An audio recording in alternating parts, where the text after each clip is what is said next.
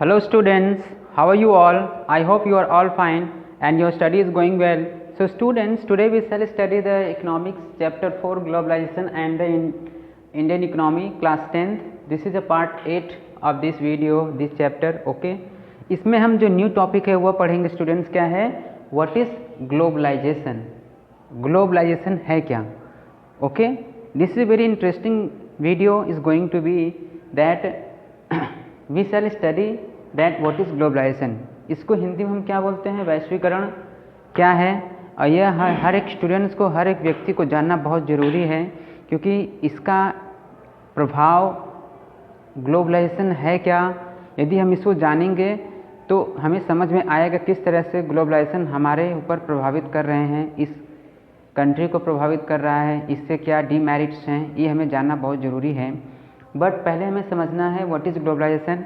And one thing students you must understand, CBSE में question इसके ऊपर ज़रूर आते हैं, चाहे वो 3 मार्क्स हो, चाहे 5 मार्क्स हो, चाहे वो कॉम्प्रिहेंशन वाले में हो, इस पर क्वेश्चन ज़रूर बनते हैं. सो आप समझने की कोशिश करिए एक्चुअली है क्या, ग्लोबलाइजेशन है क्या.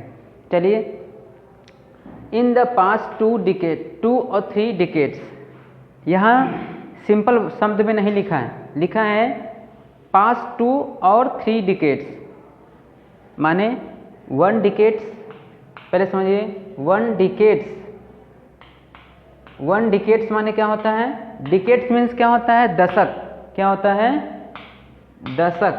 दशक मीन्स 10 साल, 10 ईयर्स. ठीक है, माने 1 डिकेड्स इक्वल टू 10 ईयर्स. एक दशक में कितने साल होते हैं?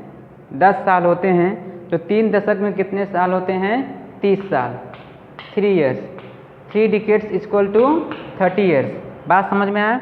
अब यहाँ हमें समझने की कोशिश करिए कि 30 साल 40 साल पहले क्या था कि इन द पास्ट 2 और 3 decades more and more MNCs. MNCs का फुल फॉर्म क्या होता है? Multinational corporation.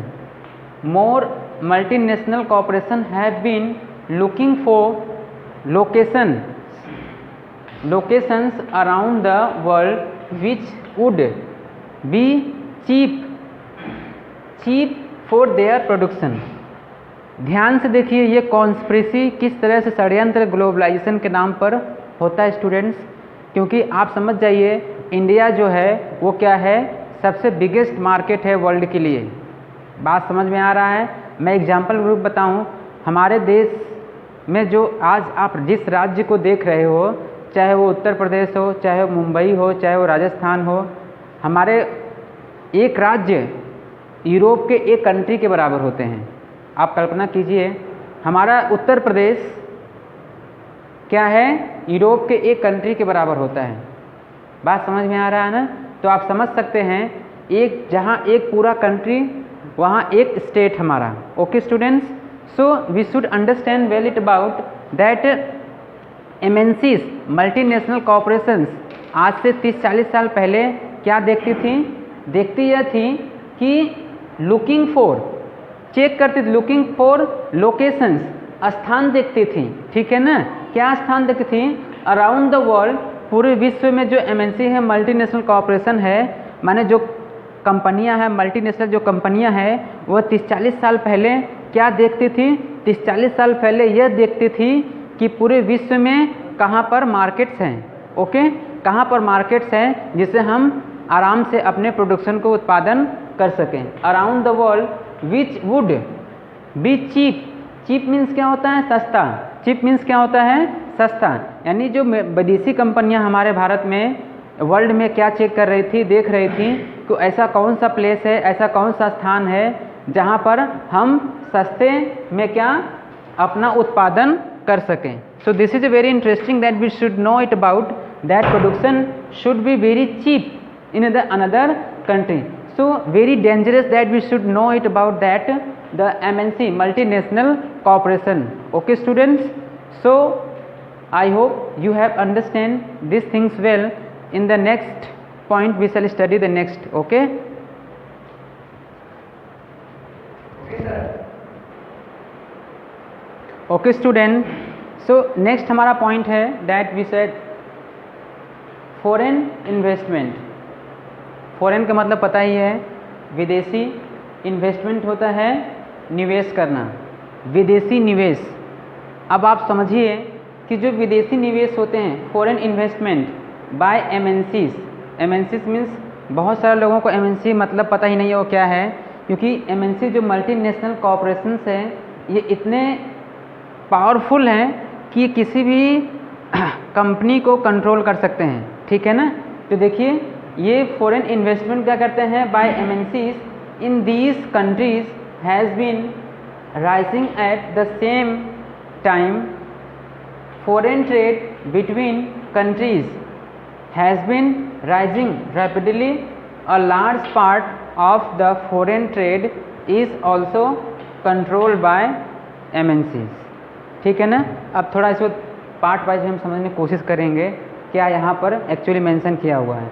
जो विदेशी निवेश होता है, आप देखते हैं भारत में या वर्ल्ड में मोस्ट ऑफ हम देखते हैं भारत में क्या होता है, विदेशी निवेश होते हैं, पूंजी निवेश होता है। जो विदेशी होते हैं वो क्या करते हैं, इन्वेस्टमेंट करते हैं, निवेश करते हैं। जैसे आप देखे होंगे कहीं पर क्या होता है, एम्प्लॉयमेंट के नाम पर क्या होता है, विदेशी कंपनियां, मल्टीनेशनल कंपनी क्या होती हैं, आती हैं, वो क्या करती हैं, इन्वेस्टमेंट पूंजी निवेश के माध्यम से क्या करती हैं, हमें क्या मिलेगा, रोज़गार मिलेगा। इसके नाम पर क्या होता है, यहाँ पे इंडस्ट्रीज़ खुलते हैं, मॉल खुलते हैं, किसके नाम पर, हमें नौकरी मिलेंगी, एम्प्लॉयमेंट बढ़ेगा। और उसके कारण क्या होता है, वह लाखों करोड़ों रुपीस कमा कर अपने कंट्री सेंड कर देते हैं। तो क्या करते हैं, वह निवेश करते हैं, वे क्या करते हैं, मार्केट खोजते हैं कि किस मार्केट में मेरा प्रोडक्शंस मुझे लाभ मिले और चीप क्या मिले, प्रोडक्शंस हो। देखिए बाय एमएनसी जो विदेशी निवेश होता है कौन करता है, एमएनसी करते हैं, मल्टीनेशनल कंपनी करते हैं। इन दिस किसको करते हैं, मैंने इसके पहले बहुत सारे पहले वीडियो में मैंने बताया था कि एमएनसी क्या है।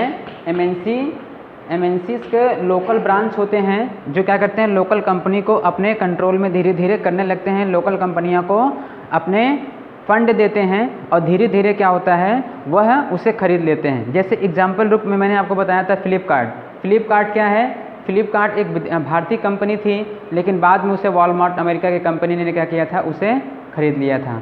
उसी प्रकार और भी जो हमारे भारत में जो इंडियन कंपनीज़ हैं वो क्या करते हैं, जो लोकल कंपनियां हैं, छोटे कंपनियां हैं, वो क्या करते हैं, एमएनसी उसे फंड देकर उसे धीरे धीरे अपने कंट्रोल में कर लेती है। समझ में आया। तो इस तरह से वे इंडिया में, वर्ल्ड में क्या करते हैं, अपने पैर फंसाते हैं, ठीक है ना।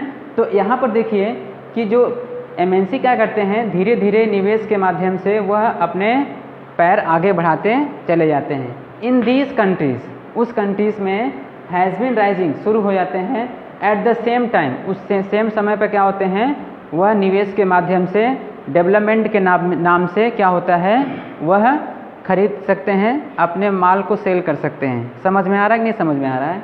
द नेक्स्ट पॉइंट क्या है, फॉरेन ट्रेड जो विदेशी व्यापार है बिटवीन कंट्रीज़, माने जो विदेशी व्यापार हम देख रहे हैं आज से नहीं, सदियों से, एंशिएंट टाइम से विदेशी व्यापार हो रहा है। लेकिन आज जिस मीडियम से विदेशी व्यापार हो रहा है, यह खासकर ग्लोबलाइजेशन के दृष्टिकोण से देखें तो यह भारत के लिए क्या है, एक खतरे की घंटी कभी कभी हमें देखने को मिलता है। जैसे विदेशी व्यापार बिटवीन कंट्रीज़, माने विदेशी जो व्यापार होते हैं वह क्या होता है, वह है फॉरेन ट्रेड बिटवीन कंट्रीज़ के माध्यम से जो होता है, हैज़ बीन राइजिंग रैपिडली, माने विदेशी जो व्यापार होते हैं वह 2 कंट्रियों, 3 कंट्रियों, बहुत सारे कंट्रियों के साथ मिलकर होते हैं। अ large part of foreign trade, जो लार्ज पार्ट होते हैं फॉरेन ट्रेड का क्या होता है, is also control by MNC. बड़े बड़े जो विदेशी व्यापार होते हैं वो क्या होते हैं, एमएनसी क्या करती है, उसे कंट्रोल करती है। So I hope you have understand well it about that what is the globalization. यह क्या है, कुछ पार्ट हैं, इस पार्ट नंबर वीडियो पार्ट 8 में मैंने इतना समझाया है।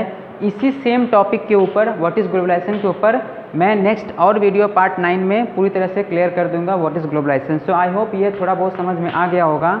Okay students, so enjoy the video and learn it well and take care of your life students. Okay, thank you.